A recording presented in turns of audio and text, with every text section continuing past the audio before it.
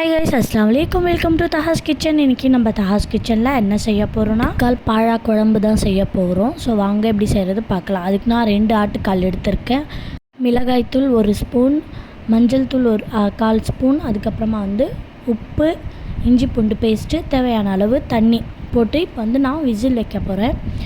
இப்போ ஒரு மிக்ஸி ஜாரில் அரை மூடி தேங்காய் எடுத்திருக்கேன். கசகசா, சோம்பு, பாதாம் நான் போட்டிருக்கேன். என்கிட்ட முந்திரி இல்லை, ஸோ அதனால் நான் அந்த மாதிரி போட்டிருக்கேன். உங்களுக்கு முந்திரி வேணால் நீங்கள் போட்டுக்கலாம். தக்காளி, வெங்காயம், கருவேப்பிலை, கொத்தமல்லி, புதினா, பச்சை மிளகாய் எடுத்திருக்கேன். அதுக்கப்புறமா ஸ்பைசஸ் போட்டு வெங்காயம் போட்டு நல்லா வதக்கிட்டு உப்பு போட்டு நல்லா வதக்கிட்டேன்.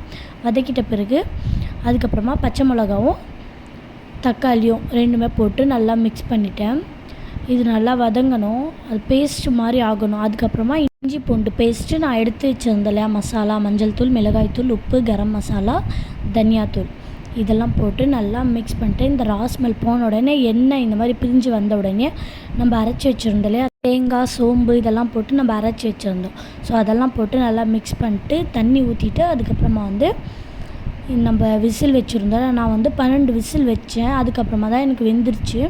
வெந்த உடனே அந்த பாயாவை எடுத்து இதில் போட்டு நல்லா கொத்தமல்லி, புதினாலாம் தூவிட்டேன். இப்போ நல்லா கொதி வந்த உடனே இறக்கிடலாம். நீங்களும் செஞ்சு பார்த்துட்டு எப்படி இருக்குன்னு சொல்லி கமெண்ட் பண்ணுங்கள். தஹாஸ் கிச்சனுக்கு லைக் பண்ணுங்கள், கமெண்ட் பண்ணுங்கள், ஷேர் பண்ணுங்கள், சப்ஸ்கிரைப் பண்ணுங்கள். அஸ்ஸலாமு அலைக்கும்.